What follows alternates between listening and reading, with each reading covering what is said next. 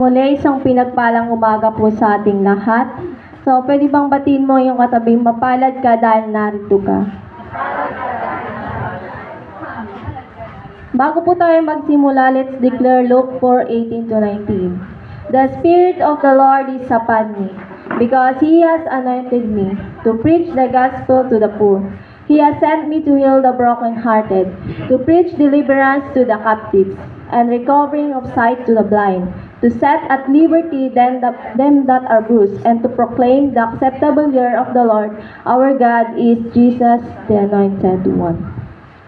So, yung last topic po natin, yung share ni CG is patungkol ito sa pag-surrender. So, kapag nakapag-surrender na tayo kay Lord, so, dapat kailangan na siya lagi yung ating uunahin. So, ang topic ko po ngayon is patungkol sa palagi mong unahin ang Diyos. So, pwede bang sabihin mo sa iyong katabi, palagi mong unahin ang Diyos. Palagi mong unahin ang Diyos. Basahin po natin sa Mateo 6 verse 33. Ngunit higit sa lahat ay pagsikapan ninyo na kayo'y pagharian ng Diyos at mamuhay ng ayon sa kanyang kalooban at ibibigay niya sa inyo ang lahat ng inyong pangangailangan. Sabi sa talatang ito, kapag inuna natin ng Panginoong Yesus, anuman ang ating pangangailangan ay kanyang ibibigay. Kung minamahal din natin ang Panginoon, dapat siya lagi ang ating inuuna sa ating buhay kaysa sa mga bagay-bagay sa mundong ito. Huwag natin uunahin ang mga bagay na kanyang binibigay. Dapat siya lagi yung ating inuuna. Amen po. Amen. So, sabi nga ni Pastor, di ba, habulin mo yung blesser, hindi yung blessing. Kasi pag yung blesser yung hinabol mo, yung blessing kusang lalapit na lang yan sa'yo. Pero hindi po ibig sabihin na kapag lumapit ka kay Lord is lalapit agad yung blessing. Siyempre kailangan mo ding gumalaw. Sabi nga, di ba, faith without action is dead. So, ang kung may pananampalataya ka pero wala sa gawa, ito ay isang patay. So, hindi naman po pwede na, Lord, naniniwala po akong hindi mo kami pagkukulangin. Lord, naniniwala po akong bibigyan mo ko ng trabaho.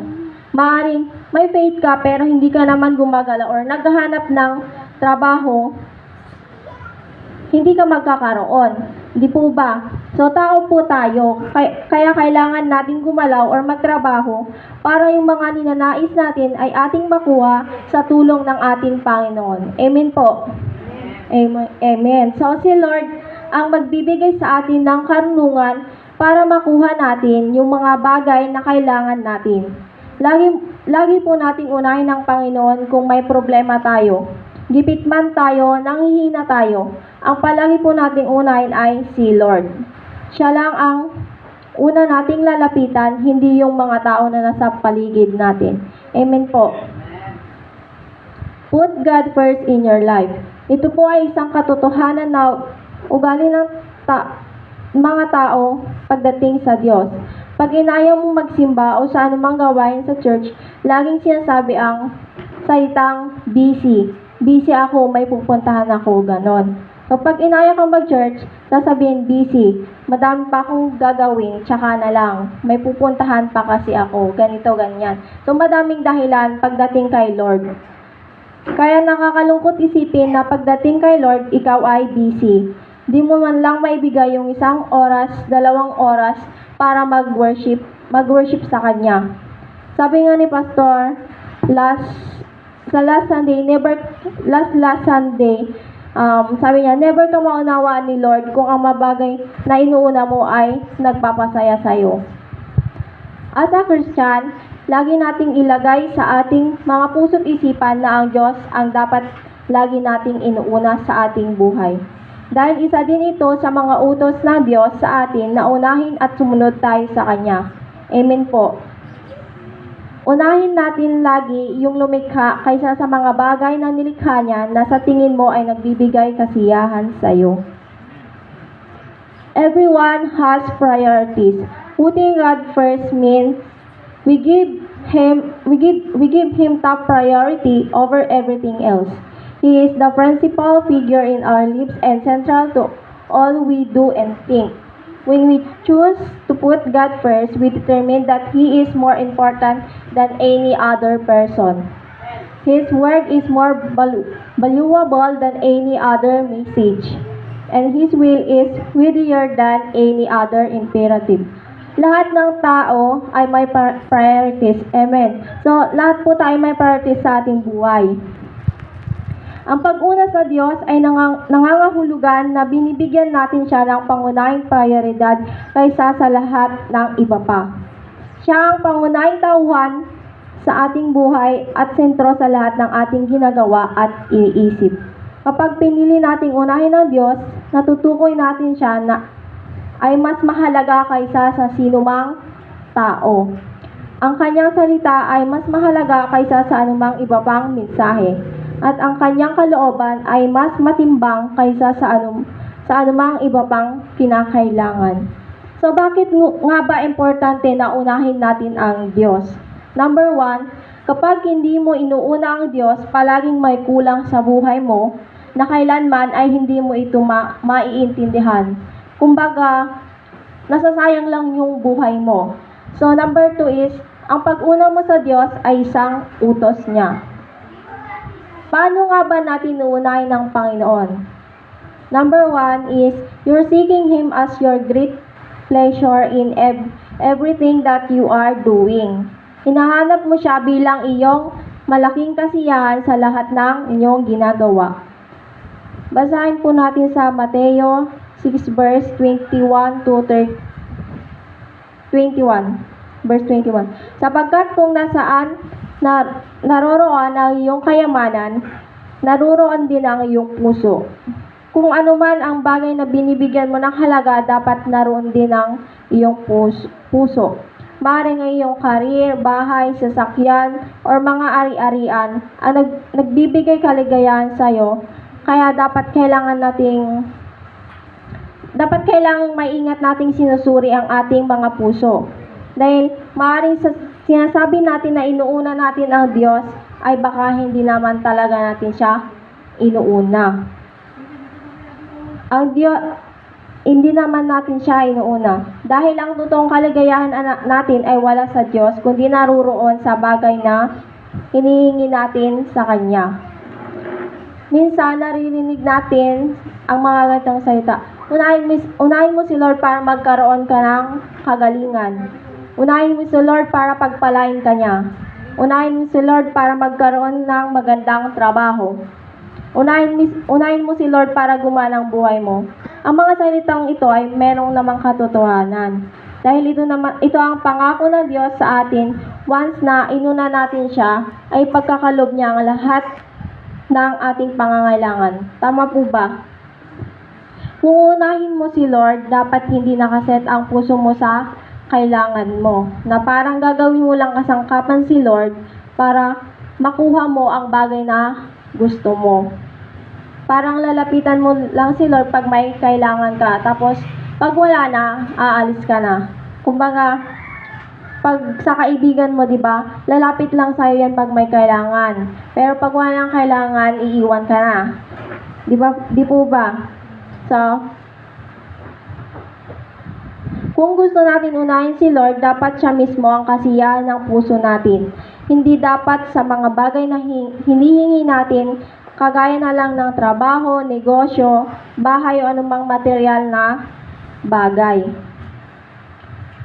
Basahin po natin sa Mateo 6 verse 33. Ngunit higit sa lahat ay pagsikapan ninyo na kayo'y pagharian ng Diyos at mamuhay ng ayon sa kanyang kalooban at ibibigay niya sa inyo ang lahat ng inyong pangangailangan.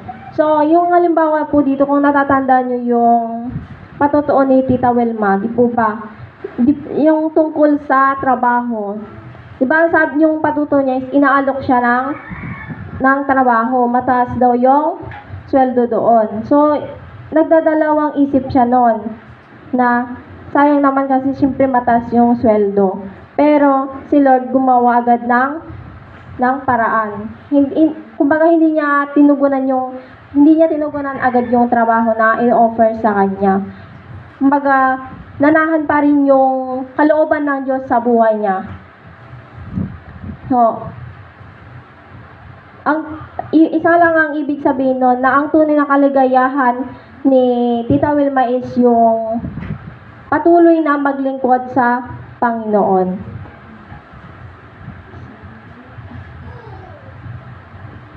Dapat talaga maging maingat tayo sa mga bagay na ginagawa natin, ginagawa nating kayamanan dahil mas pinapahalagan natin ito at pinibigyan ng oras at atensyon. Kung gusto mo si Lord lang ang unahin mo, siya ang gawin mong totoong kayamanan na nagbibigay sa iyo ng totoong kaligayahan at hindi ang mga material na bagay. Basahin po natin sa Awit 37 verse 4. Kayawin mo hanapin ang kaligayahan at ang pangarap mo ay iyong makakamtan.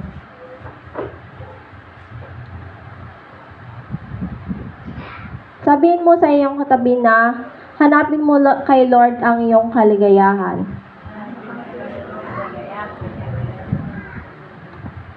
Maraming mga bagay ay nagpapasaya sa atin dito sa mundo. Pero dapat lagi nating iisipin na temporary lamang ito. Temporary lamang ang kaligayahang dulot nito. So, number 2 is make God the center of your life. Gawin mo sentro ang Diyos sa buhay mo. Basahin po natin sa Roma 13 verse 14. Ang Panginoong Hesukristo ang paghariin ninyo sa inyong buhay at huwag ninyong susundin ang mga hilig ng laman. Si Lord ang gawin mong sentro ng buhay mo. Dapat siya ang number 1 priority natin kaysa sa mga bagay sa mundong ito. Pamilya man yan, trabaho, pag-aaral, anumang bagay ang pinagkakabalahan mo sa buhay mo, dapat sa lahat ng gagawin natin, sa bawat pagdesisyon, lagi nating unahin si Lord sa buhay natin. Amen po.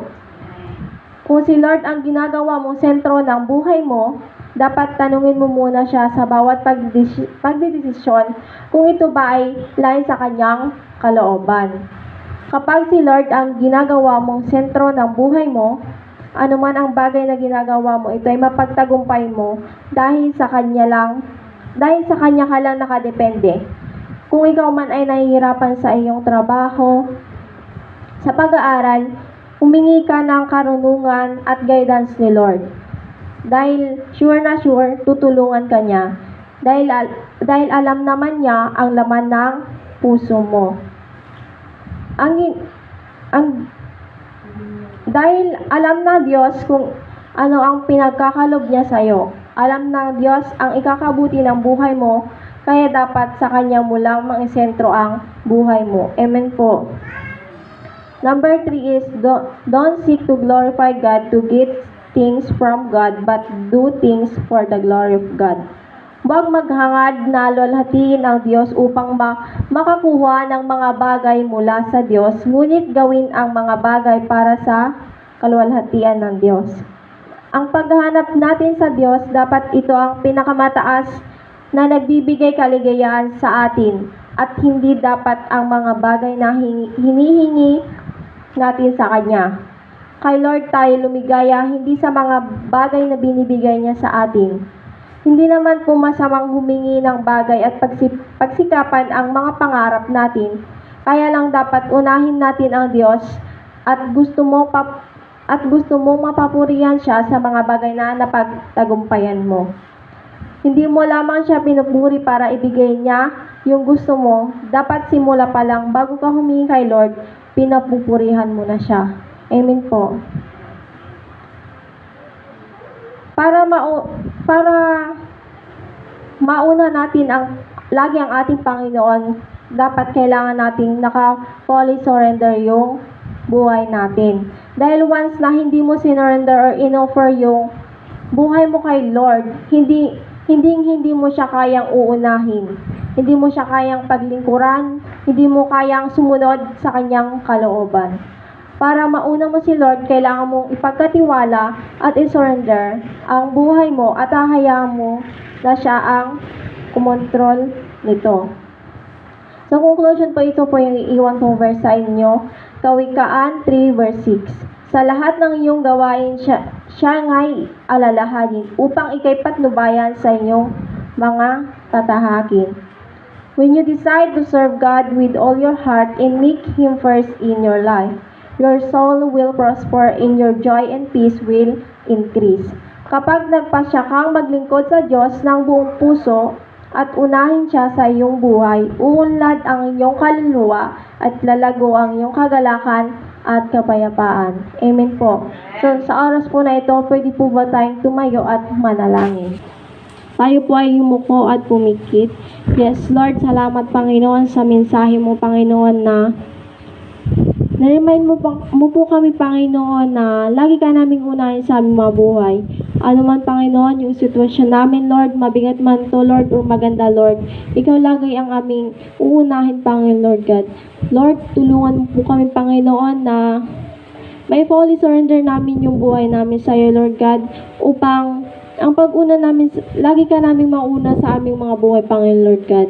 Lord, ikaw ang kumilos at bahala, Lord God, sa aming mga buhay, Lord God. Salamat, Panginoon, sa mensahe mong ito, Lord, na nagpaalala sa amin. Lord, ikaw lamang aming pupurihin at sasambahin sa pangalan ni Jesus. Amen.